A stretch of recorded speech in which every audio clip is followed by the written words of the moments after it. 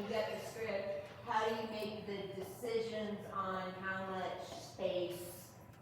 Just, I think, you know, how do you tell the story? Yeah. Drafts, lots of drafts. You know if it doesn't come up the first time, you gotta find, every story reads a certain way. And you gotta find the breadth of your story. Sometimes, you know, and plus life has different steps, different rhythms to everything. Every story that has a rhythm and a breath. And if you can find that rhythm and breath, and you find how it works in the way that you, not only you, but others understand what you're writing from. That's the other thing. You're trying to translate something to people. And unless it's abstract, it has to be as linear as possible, as straightforward as possible. And there's a lot of room to do with angles and directions. But again, the draft one, it takes 3 drafts to get anything, I think, properly off the ground. The first one is just getting it all out of you.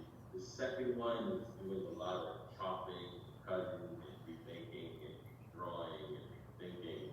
And the third one is kind of really solidifying it, noticing any strays. And then by that third one, you have something that's far more complete, far more digestible to the audience, because you're not writing this for yourself. You're at best hopefully writing it for others, for them to digest. So yeah, there's that to take into consideration. I hope that answers your question. I hope I answered your question. Thank you. Yeah, and when I first started to learn about comics, I mean, there's a school of thought that you should like lay out your panels with, you know, each thing that you want to happen in each panel. And I felt like if we had like the first book and then the next one, the one now, is improved and has more material. And it didn't make sense to me to come up with a panel part myself, because I just felt that was so much an artistic decision for how much space something needs and how to do that. So fortunately, we didn't need to do that, because, yeah. Did you have a question for you? Oh, okay. Yeah, okay, does anybody else have questions? Okay. Cool, yeah. Alan also has a background, I was really thrilled because he's also already done characters who are in this book. Ella Baker is in our book, and Alan had drawn her. So that was just really cool. Again, that somebody had own interest and own approach to the book. So yeah, that was kind of the part that was most fun for me, is taking different historical figures and putting them together who I knew would put together. I'm very happy, I love the part showing Eleanor Roosevelt, Bayard, Rustin, and Pauline Murray all in a bar together, because, hey, that could have happened. Who knows? And it's one of the great things about, like, okay, nobody was like holding them. People drink. Exactly. And we don't know, they could have been hanging out. And what I think that in an era where people weren't getting in each other's face and demanding personal histories and all that, what I call that is not out.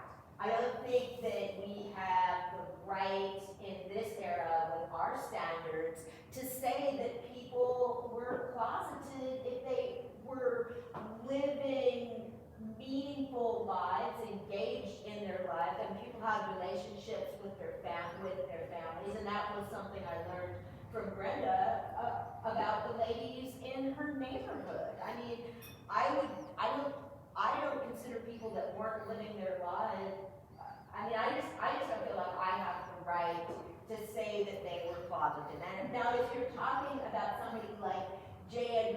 believer who hid his own life while persecuting people. Yeah, he was closeted.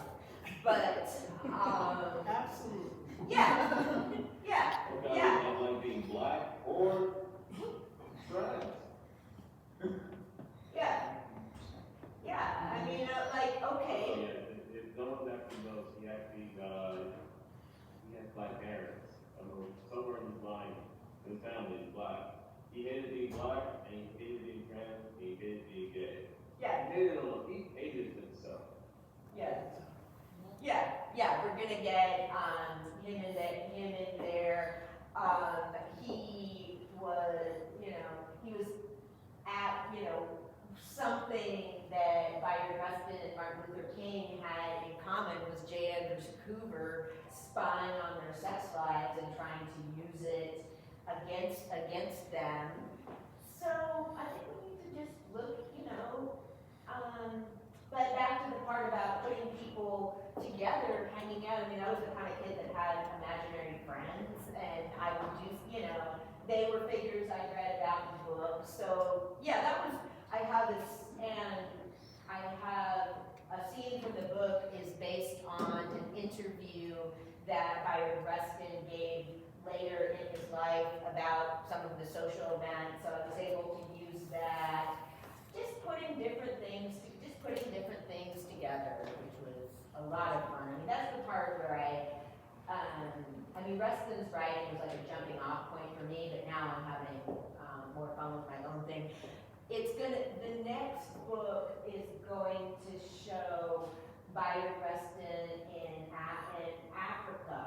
He was a major figure in decolonization in South Africa, in Ghana, in Nigeria, and I think that he would. Like that goes to Africa.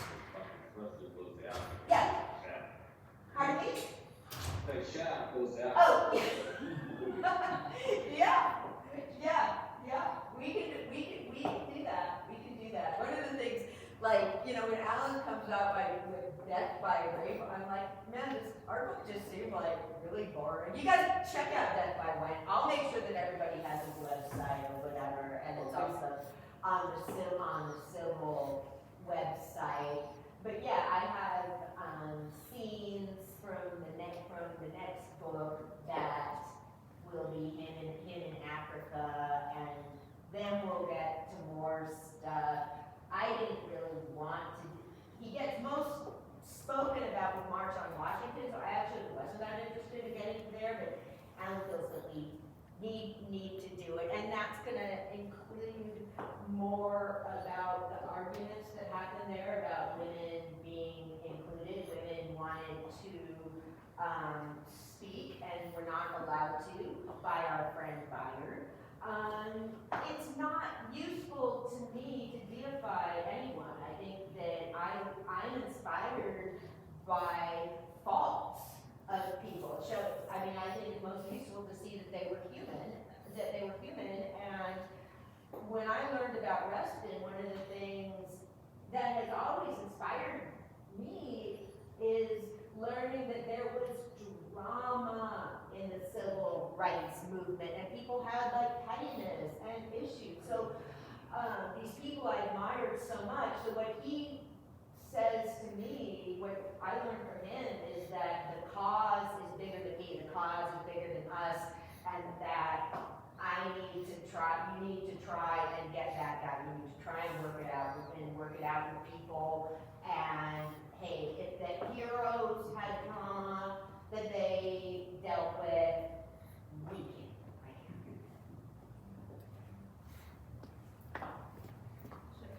So Anna, Yeah, how would we get funded? yeah.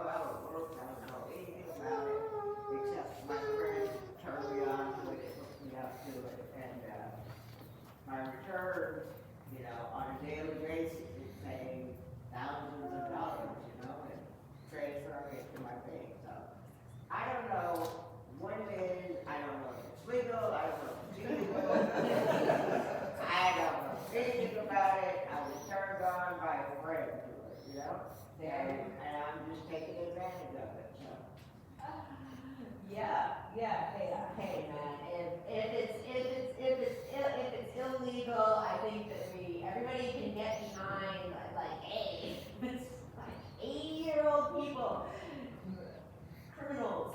So yeah, exactly. I mean, Brenda is up on everything, and yeah, I'm trying to figure out crypto as well. Yeah. Oh, I can, if you need some Oh. advice on that. Oh, Tina, did you have a question? Oh, on crypto, I was like, is y'all talking about cryptocurrency? I was Oh, like, yeah. with something to drink, I was getting Yeah. some. I was like, I can, you know, if you guys have some advice on cryptocurrency, me and Dwight, you know, we're not, I would say very experienced, but we are experienced, and we have gained, and we have taught when we gained.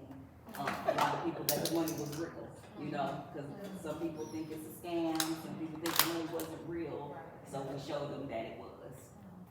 Yes. Okay, so this is, Alan, we have four generations here. So that was from generation 3, accompanied by generation 4. So yeah, we're all helping each other out here. So yeah, I think, we're gonna have to turn on the lights to do the sound bath. Yeah, we can sit just like this. Okay, Yeah, so, I mean, you Okay. want me to start, or which one? we do? yeah, people are ready for the sound bath. Yeah, You guys can stay in your seat. Right there. yeah, Comfortable, yeah. wherever you at. Alan, It's perfect. oh, that's right. Oh, I'm fine. Have a seat. hi, Dad. Hi, Dad. Hi. So, you guys can sit comfortably in your seat. What I do encourage is just find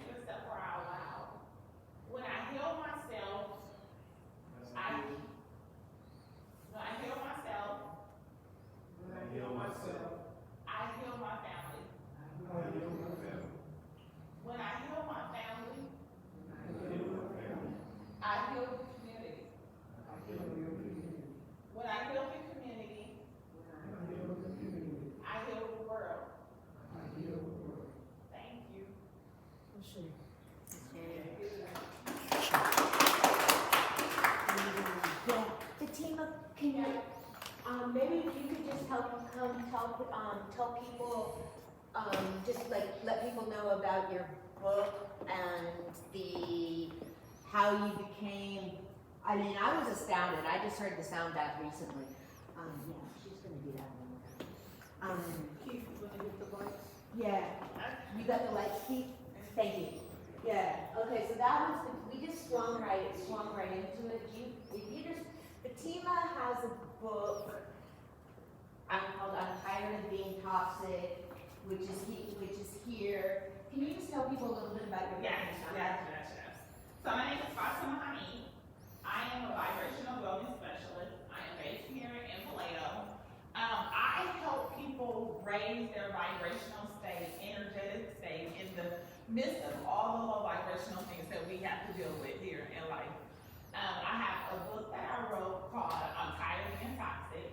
It's a self-transformation book, a journey about all the tools that I use in order to help myself. And me sharing what I went through, of course, helped others. So that's what inspired me to write the book, right? Because do we ever get to the point of we're tired of our own toxicity? And the things that, that we spew within the community, it starts with us. It starts with ourselves. We can't change someone else, but we can always change ourselves and how we react to things and understanding or reacting to things, how it tears up our body before it's not gonna bother the next person. The next person is not gonna touch, but it's gonna affect us in so many different ways. So I wrote that book with so many different tools and understanding as far as my, so I have a sister that's here in Vallejo. Her name is Jamila Honey, and she's an advocate for ACEs. She talks a lot about adverse childhood experiences. So that's also an inspiration with my therapy, going through therapy, everything. So in that book, it's just having all those tools that someone may not know about in order to help them better themselves. Because it starts with us, right? We have to better ourselves in order to make this world and this community better. In the midst of dealing with all the people that is not themselves, right? In the midst of all the things of people not trying to heal themselves and make the world better. But it starts with us, and I believe God blessed us with these hearts, and we gotta learn how to use our hearts so much better, even when others don't know how to use theirs. So that's what it's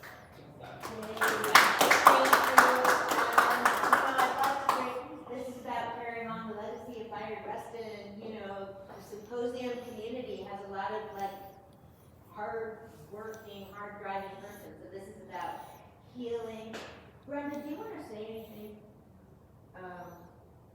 No, I just one thing. I realize that healing starts from within,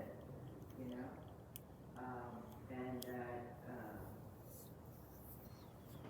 we are all impacted by the past traumas that we've had in our lives, and that's the place that we should start. However, when a healer tells you that you are responsible for your own health challenges, i.e. my stroke, because I held on to some hostility about a man that beat a woman half to death. And she was actually had, I guess, a relationship with that man. Then I don't know where that comes from. That did not do anything but make me more determined that this man shall never hold a position of power in Vallejo as long as I'm here. And it also caused me to think really critically about the message that she's giving out to people who have been impacted by serious health challenges. It has nothing to do with my attitude about a domestic abuser, because I grew up in a domestic violence home. And I will always be on the side of women who get beat by men or men who get by women or same-sex domestic violence just has no place in our society.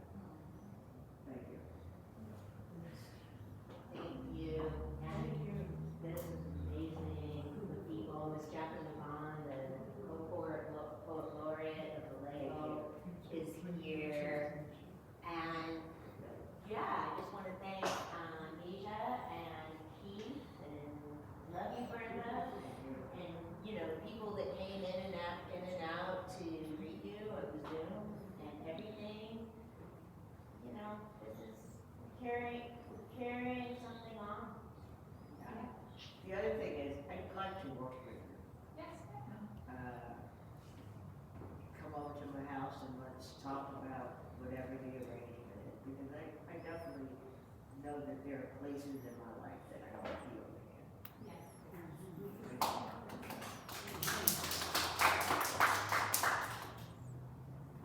The socialized